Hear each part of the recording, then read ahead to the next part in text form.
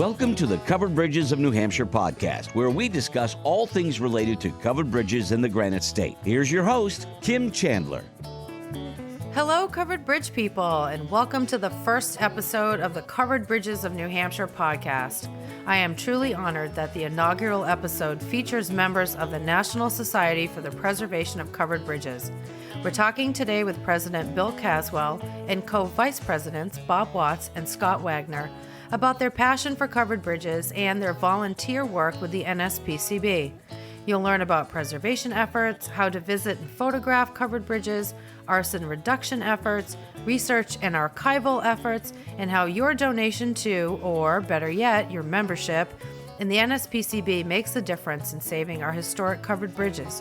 I am a proud member of the NSPCB. In fact, I just became a lifetime member.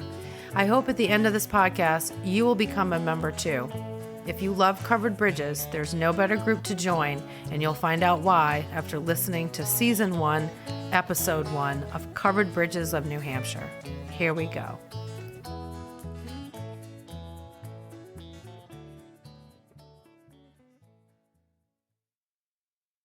In this episode, we'll learn about the National Society for the Preservation of Covered Bridges, or the NSPCB for short. I have recently become a lifetime member myself, and you can become a member too, and I hope that you do. Details for membership will be shared in the show notes. My guests on today's podcast are leaders of the NSPCB, President Bill Caswell, and co-vice presidents Scott Wagner and Bob Watts. Hi to you guys. Hello. Hi there. Hi. Great. Thanks for joining me tonight. Let's start with an opening question for everyone. How did you become interested in covered bridges? Bill, why don't you go first? Sure. I moved to New Hampshire in 1984, and my first supervisor suggested I take the brochure of covered bridges that he had and kind of use it to learn my way around the state, get oriented with the state of New Hampshire. And once we started going and finding them, we got more and more interested. And next thing you know, once you've checked off everything on the New Hampshire list, you move over to Vermont and just keep on going. And and how long have you been president? Since 2014. Wow. President for life, as they say. Yeah, unfortunately, the only way out of this job is to die. So it's Okay. Oh my God. All right, Scott, how did you become involved with covered bridges? It basically started with being interested in photography. They're a very interesting subject to photograph, usually set in a nice rural setting and, very photogenic in different times of year, especially with the fall foliage or with a nice brush coat of snow or whatever. There's plenty of great times when you can capture that, idyllic country setting. And as I started searching around for more of those scenes to capture, I realized just how many there were to find, and it became kind of like a scavenger hunt. And over time, learning about the different variety and the history behind them, it just got me more and more interested in them, and became an obsession. Yeah, it does become an obsession very, very quickly. And how long have you been a member of this group? Since 2014, but I've been photographing the covered bridges since 2004. So I spent about a decade just photographing them and getting other people interested in preserving them before I even got affiliated with the group, which is it seemed kind of inevitable that eventually I would join forces, because as I was photographing the covered bridges, I noticed the little cards that were stapled inside the bridges with the NSPCB information on them from, decades old and whatnot. But, it wasn't until I met some people on Facebook actually that were planning on going to a meeting at the Kentucky Railroad covered bridge. And I decided I'd stop by and see what it was all about. And the rest is history. That's great. You might say we kind of roped him in at that point. Right. Great. And Bob, when did you become fascinated with covered bridges? Well, it dates back to the late 1990s. So I am recently, meaning about 2 years ago, retired from being a salesman on the road for Nikon cameras, always covering all of New England. And in the late 90s, there was a transition from film into digital. And it was quite a major evolving of picture taking, if you want to say. And I remember being up in Vermont in the wintertime, probably doing a demo at a dealer on a Saturday, staying over. And then on Sunday, meandering down. It was after a nice snowstorm, and it was one of those rare blue sky days afterwards, white snow. And I pulled off to a small bridge somewhere in the Tunbridge area and took a picture. And again, this is the earliest days of digital. And then I came back, and I used to like to show off, images that I had made, show how the cameras could do. And I went into the largest professional dealer in Boston, which was named E.P. Levine. And there, a fellow who worked behind, he worked in the rental department. His name was Joseph Conwill. And Joseph, so I'm showing the picture around, and Joseph looks at it for a split second and knew exactly the name of the bridge and where it was. And I was just blown away by that. Of course, we're going to be talking about him for a bit, I would think. Joseph is probably the most knowledgeable person, and in the world, really, about covered bridges. And he was our editor for Topics for many years. Joseph, it just really amazed me. And Joseph said, why don't you come to the covered bridge meetings? And they were held in Framingham at that time, monthly meetings. And I was like, well, that sounds like a neat idea. And I went, and I've been a life member a couple of years after that. And that's my story, and I'm sticking to it. That's great. That's a great story. Thank you for sharing that. And I started taking photos as well. And then, of course, had to learn more about what I was looking at. And then I met you all and pestered you all with lots of questions. So thank you very much for that. So, Bill, let's go back to you. Can you give us a brief history of the NSPCB and what's the purpose of the group? Sure. The group started in 1950. It was initially just a group of people in the Boston area who had a common interest in covered bridges, would get together socially on occasion to share stories and photographs of their adventures throughout New England.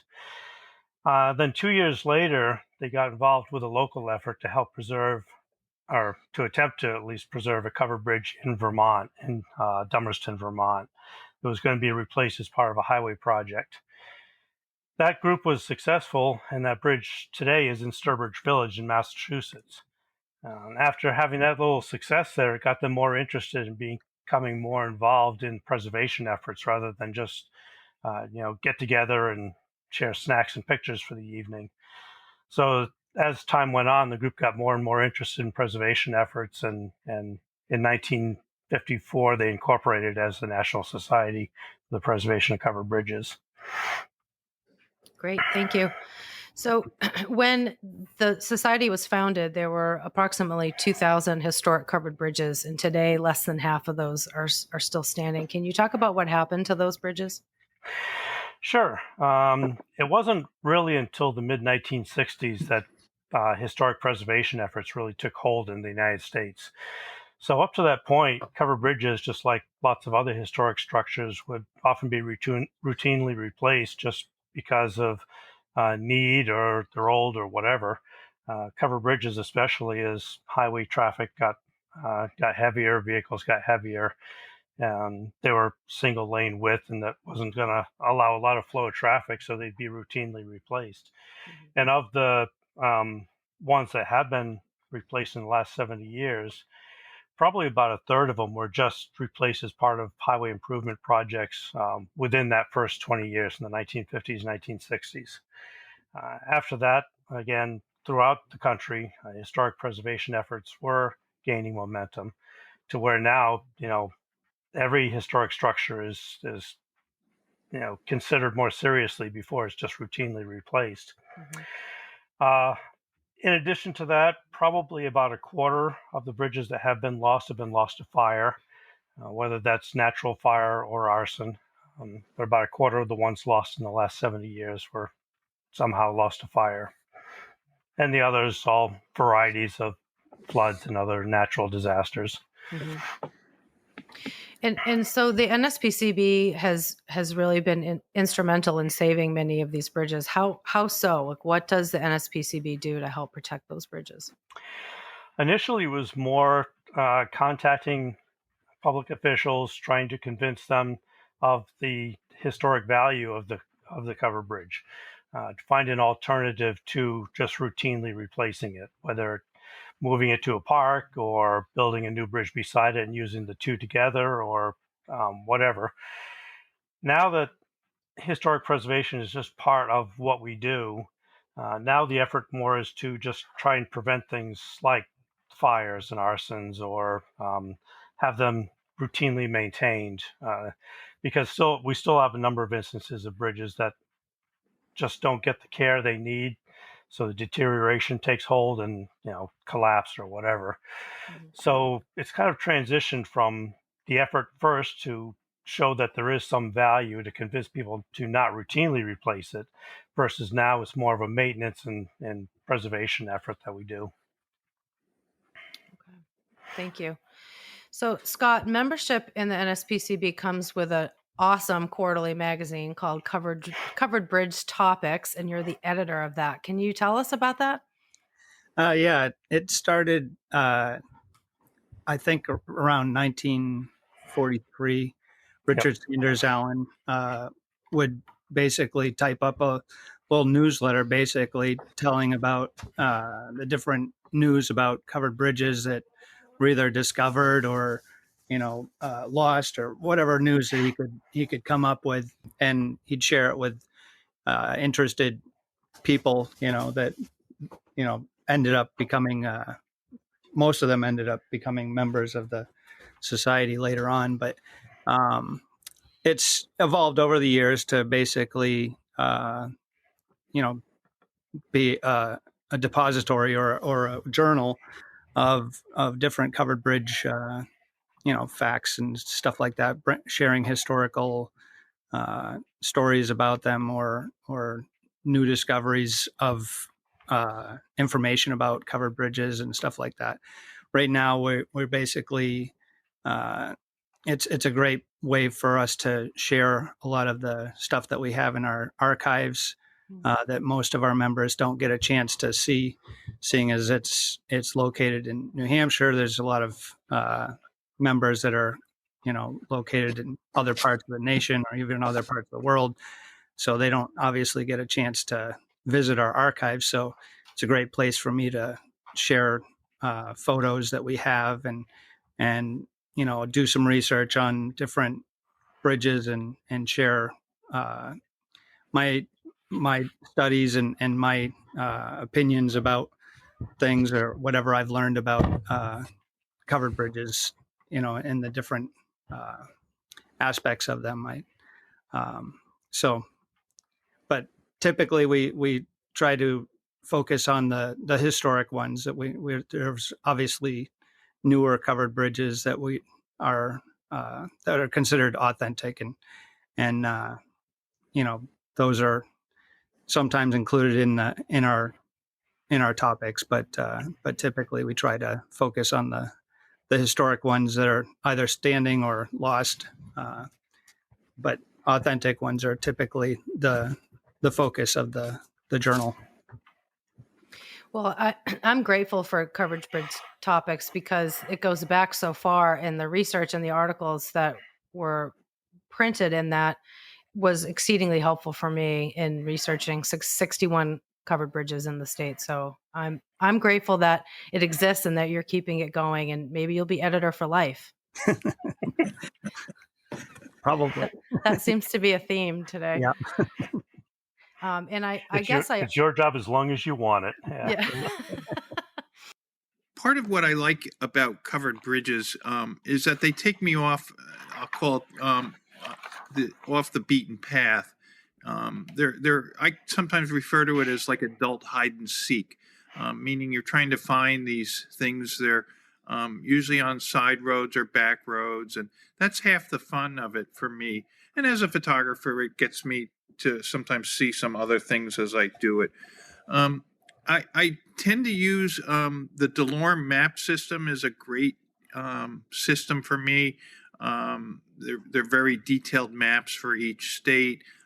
They show the covered bridges in each state.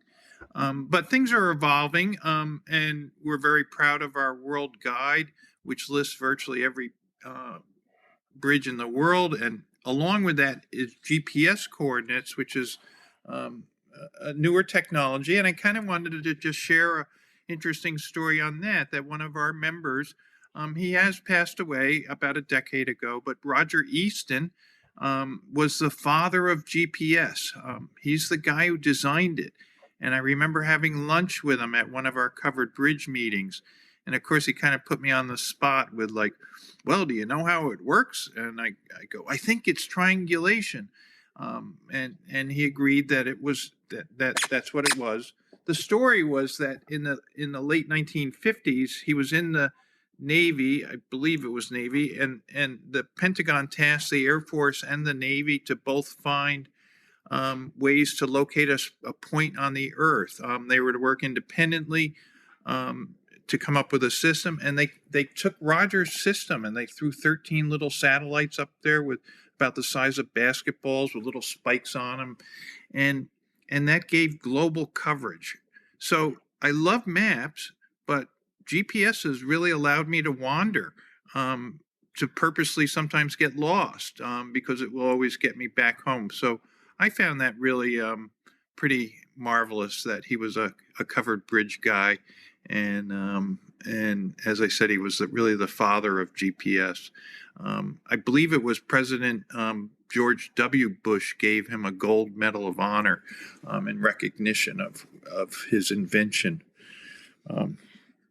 But is it always easy to find a covered bridge? Have you ever been in a circumstance where your GPS doesn't work? Oh, I have to say, a funny story I had was in Vermont, and I'd have to look up exactly where, but it was way off back in the hinterlands, and I could tell where the stream was, and I had crossed the stream, but it was just a flat bridge, and then there was a house right afterwards, a well-manicured lawn, and the old folks sitting up on the porch, and of course I just pulled over and I said, "Is there a covered bridge around here?" And the guy points to where this flat wooden bridge was. He goes, "Was until 2010 or something. I forget the year. Fell down, got hit by a snowplow and it fell down." And I was like, well, that's why I couldn't find it, So that was, they are a little difficult sometimes to find. I mean, you kind of get used to it, and you sometimes recognize the road signs that say maybe a limited weight load coming is a indicator that there's one coming. But like I say, to me, it's kind of like hide and seek. Thank you. And you talked earlier about taking photos of covered bridges. What advice can you give to the listeners about the best way to take a photograph of a covered bridge? Well, let me just start out with a caveat that you really don't need expensive equipment per se. I mean, there's so much people in the world are using their cell phones to real cameras, I call them. And if you are using a camera with interchangeable lenses, a lot of times you might start off with a lens that goes from wide angle to a small telephoto.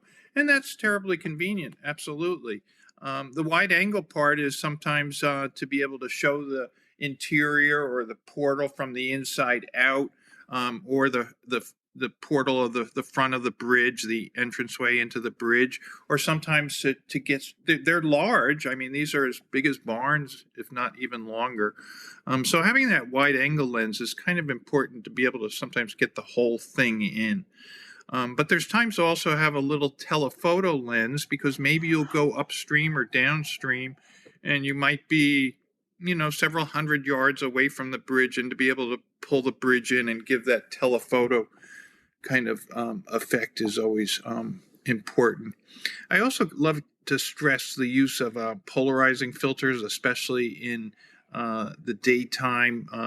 A polarizer not only tends to make the sky nice and blue, but it removes glare from a whole lot of things, including the surface of the water, sometimes including the broadleaf trees that are very prevalent in many places where covered bridges are, because the broadleaf trees have kind of a waxy sheen to the surface of that leaf, and the polarizer takes that glare off of that surface of the leaf, and you look at a very strong, pure green then. And also, I can suggest sometimes the use of flash. Daytime flash fill is really quite good. And you can be amazed with yourself that you can flash fill sometimes the whole front of a covered bridge, especially if maybe you've arrived at the wrong time of day. When I say wrong, meaning that portal might be in the shadowed areas. The smart cameras of today will expose then for the bright sunlit area and then use the flash to fill in the shadow areas. So it's a little counterintuitive. A lot of people think of flash as like something you use indoors or in low light or at nighttime, but flash fill in the daytime is an excellent thing to do. So I would just say, take lots of pictures. We can in today's world. It's always good to do a little bit of editing. Make sure they're straight and standing upright and things like that. We are seeing uses of drones nowadays, which can be quite dramatic, although it's not the view that you can get to as a human. It's a bird's eye view, but boy, they can be really fun and very cool. Thank you. And Scott, there are Facebook pages or social media pages that folks can share their photos of covered bridges on, correct? Yep. Yeah, there's quite a few groups on Facebook right now.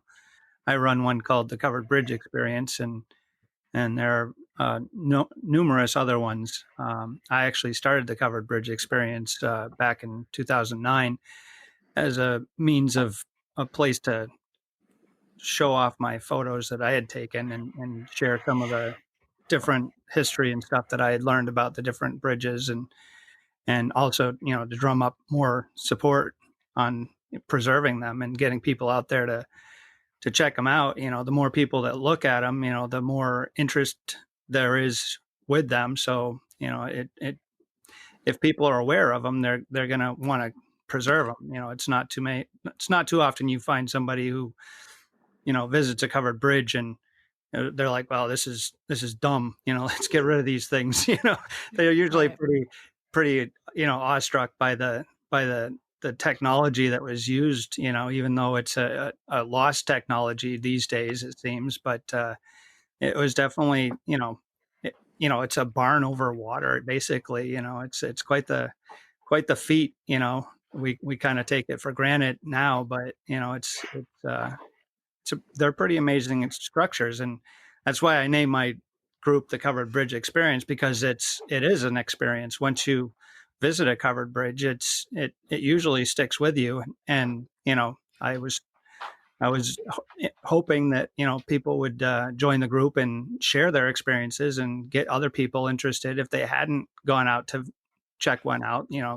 Most people see the photos of them and they're like, yeah, that's a beautiful photo. I love seeing photos of covered bridges, but maybe they never got the inspiration to go out and visit one, and then they find out, hey, there's one down the street, I'm going to go check it out, and it changes their life. Now they're hooked too.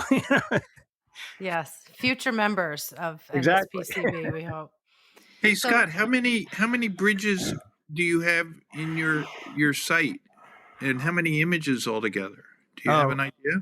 I have no idea. With all the photos that I've put up there, plus all the photos that have been shared there, I would just wild guess, I'd say at least 20,000 photos.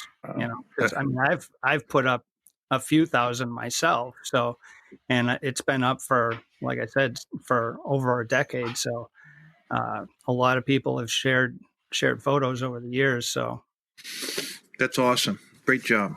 Thanks. Well, and speaking about visiting covered bridges, so I know that the NSPCB puts together bridge tours. And Bill, can you talk a little bit about that? Sure.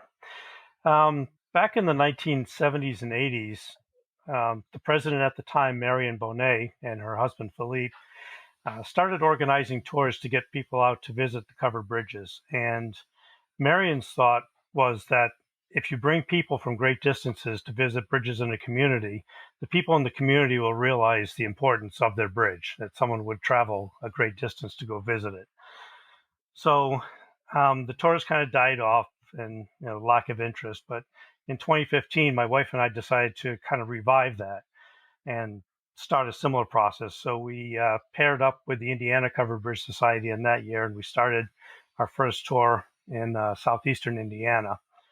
And that went over pretty well. We had about 50 people join us and had a great time. So we started working on trying to come up with other areas that maybe people don't visit too frequently or haven't really thought of. Our next tour was in Kentucky, a state that one doesn't typically think of as a covered bridge state.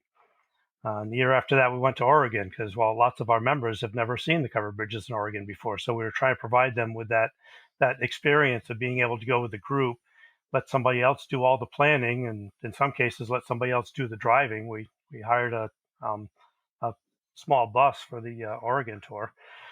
And so that's it's our way of getting people out, getting to see bridges that they might not have otherwise seen. Every time we go someplace, we always end up in the local papers or on the TV station. So it's helping the preservation effort in that respect by showing, again, that people will travel to visit these bridges. There must be something important about them, something significant about them. We do have our next tours planned for next September in Georgia and Alabama. Again, states that people don't generally think of as the big ones for the covered bridges.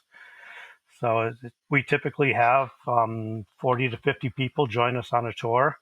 It's usually just a kind of a caravan of cars for the most part, although, like I said, on most of them, we've kind of been hiring small buses and things for people who don't like to do all the driving and just want to be able to relax and enjoy the tour. And are the tours open to anybody, or do you have to be a member? Nope, they're open to anybody. We've had a number of non-members join us, friends of members and things like that.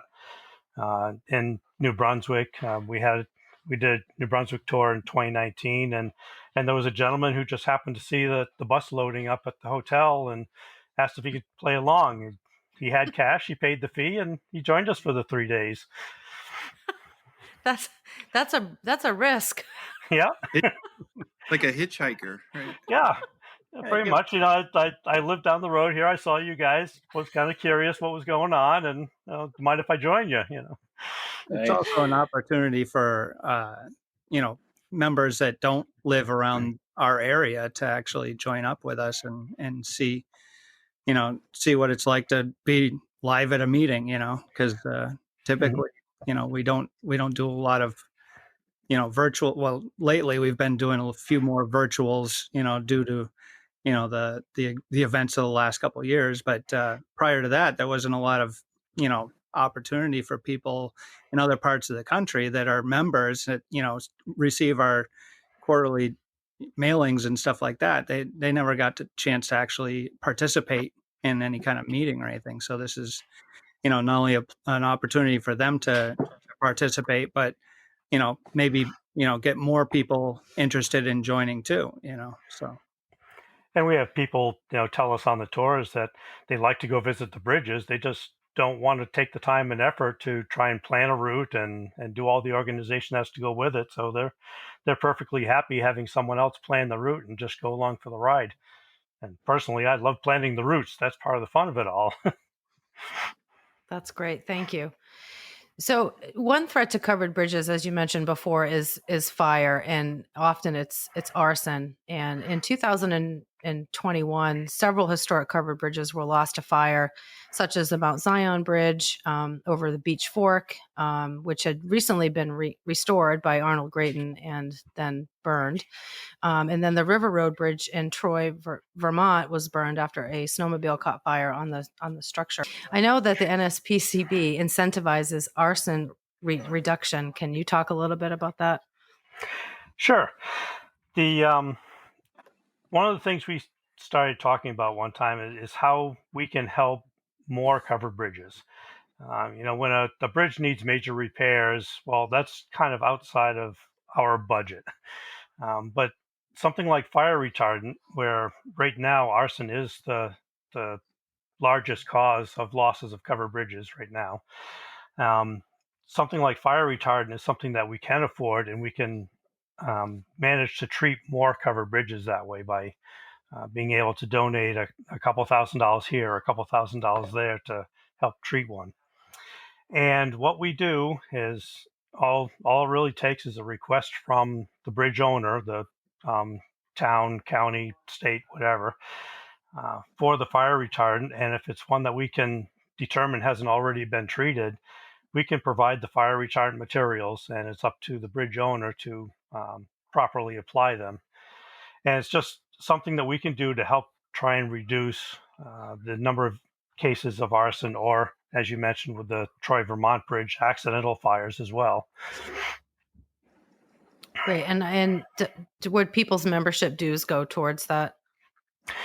Membership dues and donations, yes. Great. Yep. So, in another threat to covered bridges, and we talked about this at a meeting a couple months ago, are oversized vehicles and drivers saying, "I was following my GPS and I hit the bridge."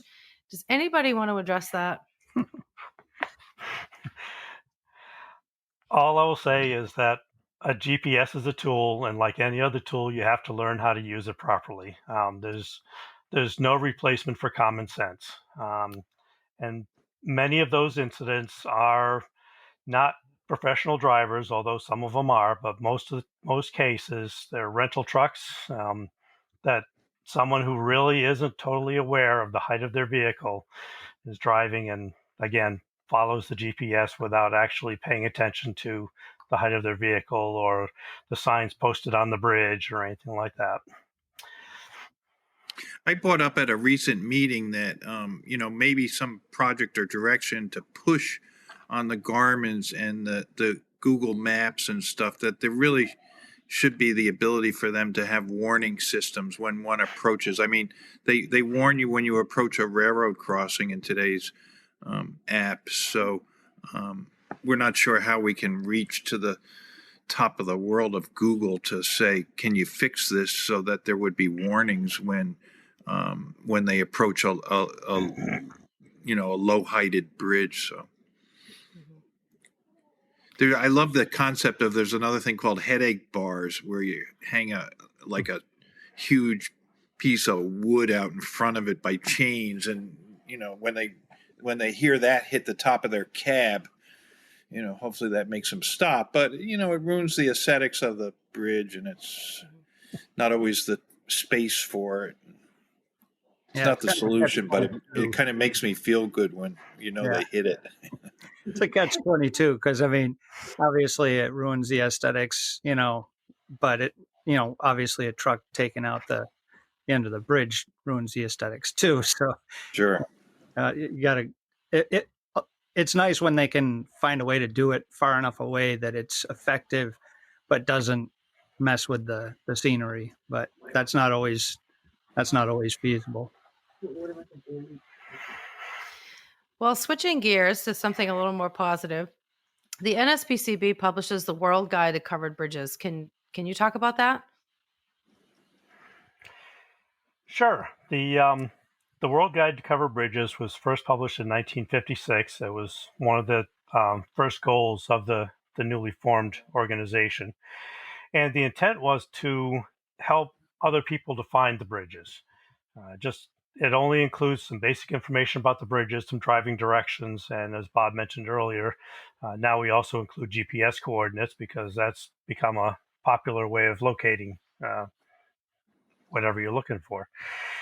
The guide initially was only the United States, and then they moved on, including Canada, and now we have a worldwide guide. There are hundreds of covered bridges in Europe and a couple thousand in China that are listed in the book as well. So it's not just an American thing, although it is primarily U.S. and Canada.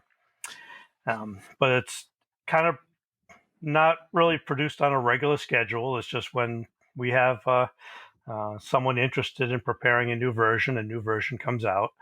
And it's, like I said, it's mostly just a directory of helping people locate these bridges. And is that something that you manage? I did the last one, yes. I keep a database of all the bridge information, and the last 2 world guides have been printed from my database. And how many covered bridges are in there? See, I don't know the total. In just the United States and Canada, I believe it was 995. And as I mentioned, there's a few hundred in Europe and almost 2,000 in China. That's a big project. Mm-hmm. Well, thank you for doing that. So, and the NSPCB began offering scholarships in 2014. Can you talk a little bit about that? Yep. The scholarships were something new that we tried in 2014. And the intent was to offer these scholarships to students in degree programs in historic preservation in various colleges and universities. Our hope was that by offering the scholarship to a person who's already interested in historic preservation, they would get more interested in covered bridge preservation specifically, along with their other interests. So and we offered that most years. We did have one year where we were working more with the Timber Framers Guild, trying to approach it from a different angle of the people who actually do the physical work on repairing the bridges versus a historic preservation student. That's great. So membership is just $20 a year. That's affordable. Best deal in preservation. I would say, and I know that with membership you receive covered bridge topics, but what other perks would people get if they joined? Well, they do. They also get a newsletter that goes along with covered bridge topics. The newsletter has current events and meeting information. They also, by getting the meeting information, you can attend the meetings, although all of our meetings are open to the public, so you don't have to be a member to attend a meeting either. One of the benefits they do get, though, is we have been, over the last couple of years, developing a new covered bridge website, and members have access to tools within that website that other people don't have, like the ability to create lists of trips and do route planning and get additional information about the bridges that isn't available to everybody. So that is one specific perk you get just from the membership. And I'm fortunate that with your presidency that the organization is local to me, so it works out great for me because I can go to quite a few meetings, and apparently you let anybody in if you let me in. So, pay your $20 and you're in. And can you talk about what a meeting looks like, what it would look like for somebody to show up at a meeting? Sure. I didn't know if anyone else was going to jump in, so I figured I'd give someone else a chance to talk. Our meetings vary. We have a few regular spots that we go to, and as you mentioned, they are primarily New Hampshire and Massachusetts based. That's more because that's where the officers are, and we do try to have meetings in other areas, although sometimes they work out, sometimes they don't. Anyway, but a regular meeting around here will probably have 20 to 30 people in attendance. We usually just have some discussion of projects that we're working on. If we can find someone to offer a presentation, we'll include a presentation with the meeting, although sometimes it's a bit of a challenge trying to find people who are willing to present topics, but we do try for those. We have at least one meeting a year actually at a covered bridge. Our June meeting is at the Kentucky Railroad Bridge in Kentucky, New Hampshire. I can quip in, Bill, just on the fact that last year we had a I believe, correct me if I'm wrong, a 50th anniversary of the bridge in Woodstock, and we were honoring Arnold Grayton there. He and his father had built that one. Am I correct? Yep. So that was actually 3 years ago, believe it or not. Oh my gosh! Well, that's what happened.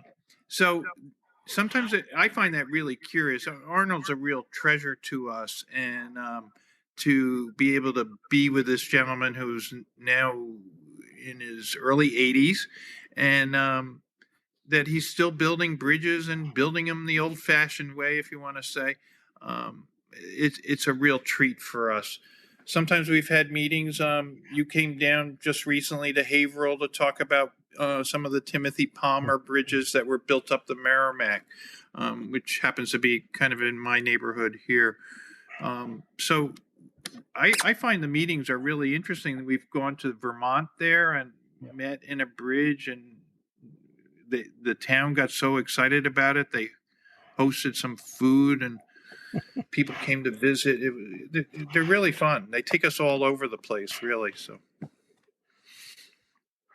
Next weekend we have one in Lyndonville, Vermont. yeah, Do looking a forward mini to bridge that. tour. Yep. Looking forward to that. And there's also swag that people can purchase, correct? Sure. We have T-shirts. We have sweatshirts. Supplies a little low at the moment, but we do have stuff available, and some umbrellas and all kinds of nice stuff with society advertising on it. And calendars. And calendars. Oh, yeah. Thank you. Calendars and the World Guides to Cover Bridges. And in a couple weeks, we'll have a coloring book. Oh, that's right. Can you Oh, tell us boy. about the coloring book? Yeah. Yeah, that was an interesting project. We were contacted by a book publisher who was interested in doing coloring books associated with nonprofit organizations, and asked us if we'd be interested.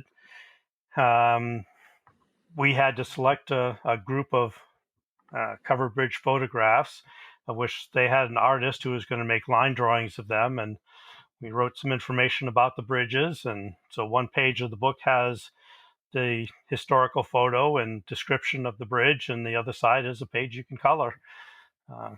Has 20 bridges in it, and will be available in early October.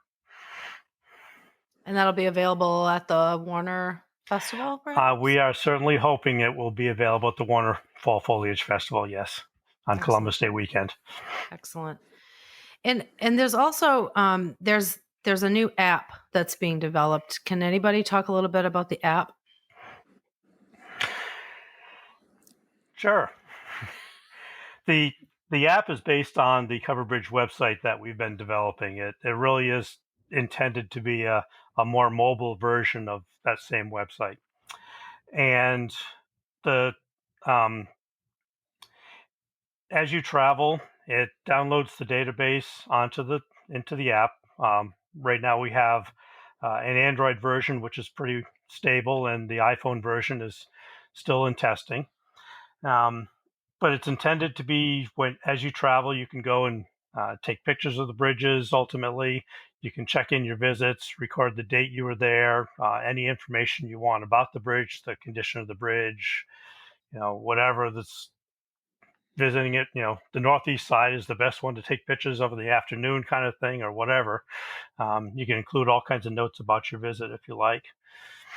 And that's something that is only available to members as well. I like the concept, Bill, that everybody and anybody who is a member and gets into the app, that they're going to be able to upload pictures that they take. Sometimes when I'm moving through an area and I'm looking for, maybe a bridge to find or so, if I can see a picture of it, I find that really helpful sometimes to help me remind me of what it looks like and maybe what direction the light would be coming from. So as this app really rolls out and becomes strong and viable, this is a great place where everyone can participate and upload their images to. Right, and it's been a work in progress for a while. As an all-volunteer organization, you are kind of dependent on the volunteers' ability to spend time developing it. Yes, thank you. So in one feature you mentioned the website, in one section of the website I use still quite a bit is the lostbridges.org site, which features the bridges that are no longer present in different communities, and you can search by town, by county, by state. Is that website open to the public, or is that membership only? No, Covered Spans of Yesteryear, or lostbridges.org, was developed by a small group of people who are interested in gathering information about the former covered bridges, as we found that information about existing covered bridges is pretty prevalent and easy to locate. But the historic ones were not so easy to find. So we set out to start gathering information about the lost bridges and learn more about them. And we developed the website to share that information with others, with anyone who's interested. The website is not associated with any organization, although I happen to be one of the developers of it and president of the National Society. The two are really not associated other than me being involved with both of them. So right now, Cover Spans of Yesteryear has over 14,000 covered bridges documented in the United States and Canada. More than a third of them have photographs to go along with them. Some bridges we've never found photographs of so far. Still working on it. But it's a small group, just a half a dozen of us or so, who are constantly doing research and adding and improving the site, looking for errors and correcting errors as we find them. It's been a work in progress since 2003. Next April will be 20 years. Wow. So if anyone listening has a photo of a covered bridge that is not on that website, they should reach out to you, correct? Correct. And there are links on throughout the website for Trish Kane and myself for our emails, and you can contact either one of us to get that information out there. I have two more questions for you all. The first question is, so we've all traveled around to visit covered bridges, obviously. As of this weekend, I've seen every New Hampshire covered bridge. Saw my last one in Somersworth on someone's private property. I'm sure of it. So I've seen 61 plus here in New Hampshire. I saw one in the Great Plains, which was very exciting because it's the only one in the Great Plains. And then I was on a Vermont highway once and saw one in a distance. So that's my total. So Scott, how many covered bridges do you think you've seen?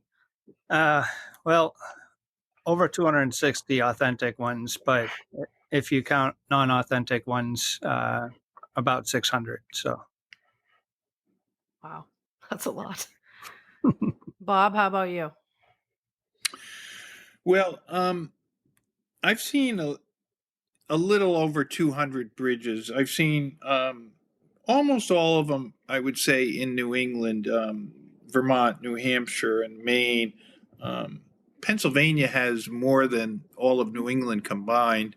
And I have seen about 30 of them down there. And I've seen a handful in Ohio and a handful in Canada. So this can become, in a way, a lifetime volunteer job, but also a volunteer project or a project for myself to try to find all of them. I think it would be a great adventure for sure. So, okay, Bill, how many covered bridges have you seen? Well, it was easier for me to figure out how many I haven't seen. So of the nearly 1,000, I have 73 left on my list to visit. Wow. And about a third of those are in Quebec. So we're going to start chipping away at more of the Quebec bridges. Excellent. Hoping to see a couple of them next weekend. That's impressive. Very nice. Very nice. So my last question is, do you have a favorite covered bridge? Scott, do you have a favorite? It's a tough one, but I'd say the Cornish Windsor is probably one of my favorites because it's the longest two-span covered bridge in the world. Mm-hmm. And it's a unique town truss configuration with square timbers. So it's unique. Mm-hmm. Bob, how about you? Well, I'm going to add two other segments to this part, if you don't mind. One is people ask me, how did I get interested in bridges? And when I think about it, it goes back to my youth, actually. Growing up on my grandfather's farm where beyond the fields was a stream. And when you're about 6 or 7 or 8 years old, the stream was kind of the boundary. And then my cousins next door, all of a sudden we discovered a tree that had happened by chance to fall across the stream. And all of a sudden we had a bridge. And now we could walk across that tree and we could go to town and buy baseball cards or whatever we wanted as a kid. So that I find is why am I interested in bridges? And then another aspect is I live here in Newburyport, Massachusetts, and we have the mighty Merrimack River, which comes down out of New Hampshire and goes out into the Atlantic Ocean. And there was a very noted builder of the first covered bridges in America.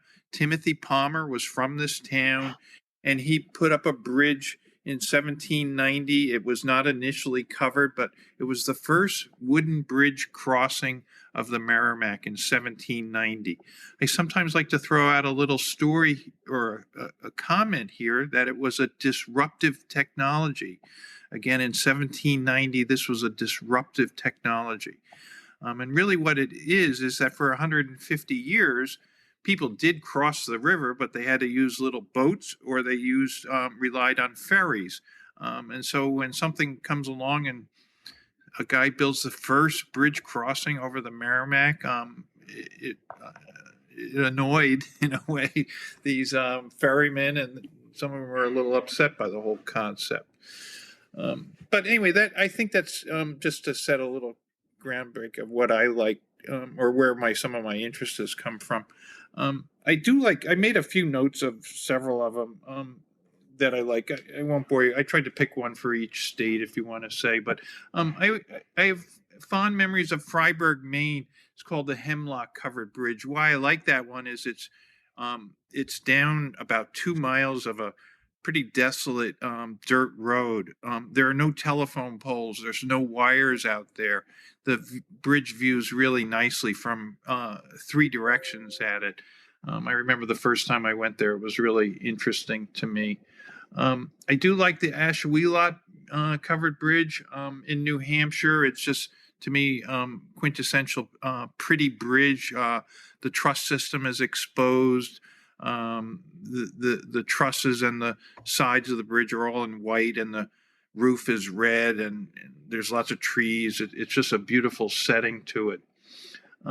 There's a really curious little one called the Holmes Covered Bridge. It's in Charlotte, Vermont. It's where a little stream flows into Lake Champlain. And here's this little bridge virtually right next to Lake Champlain. And I just found it really kind of cute and interesting. And the last one that I just like its sighting, and I know it's in your book, and is the Happy Corner Bridge, way, way up in the top of New Hampshire. It's above the 45th parallel. And the name Happy Corner came from, I believe, that maybe the house owner next door had an early Victrola, and people would gather there on Friday nights after a long work week or something, and dance and party. And I just kind of like that whole concept to it. So those are just there's so many of them. It's hard to pinpoint exactly which one's a favorite, but those just came to mind to me. Thank you. Bill, can you pick a favorite out of... Well, I won't say I have a favorite. There are a couple that I enjoy visiting more than some others we see whenever we can. One was, just as Scott mentioned, the Cornish-Windsor Bridge, because not only the design, but also when you're looking towards the south to the bridge, there's also Mount Oscotney in the background and the river, and it's just a beautiful scene. Another is in Barrickville, West Virginia. It's a nice historic bridge, survived the Civil War, and it's also near some family of mine. So whenever we're in the area there, we always stop by to visit that. And one other one I do want to mention is the Watson Mill Bridge in Georgia, which I'm hoping we get to show a lot of other people next September on our tour. But it's a 3-span bridge over 200 feet long, sits over top of a small waterfall in a state park in Georgia, and it's just a beautiful setting. It's an old mill site that the mill is gone. It's only ruins of foundations now, but it's a really nice setting. Wonderful. Thank you all for sharing that with me. I know it's hard to pick a favorite. It's like picking your favorite child, I guess. Yeah. Everyone has one. They just don't want to admit it. Well, I thank you all for talking with me today, and for the work that you do to save the covered bridges that we have in this country and in in the world. And this is a volunteer organization. And I know for some of you, this is probably more than your full-time job. So I'm grateful for the work that you all do. And thank you. Thank you. And thank you. Yeah, that's great. Thank you, Kim. Covered Bridges of New Hampshire is created by me and recorded in Hancock, New Hampshire. The song Old New Hampshire was arranged and performed by Josh Black. The introduction is courtesy of Greg Kretschmar. This podcast is a companion to my book, Covered Bridges of New Hampshire. You can find out more about the book, the podcast, blog posts, upcoming events, and an interactive covered bridge map at coveredbridgesnh.com. You can also follow us on Facebook, Instagram, and Twitter at Covered Bridges of New Hampshire. Please rate, review, and subscribe to or follow the podcast on Apple, Spotify, Amazon Music, iHeartRadio, or wherever you get your podcasts. I'm Kim Chandler. Thanks for listening.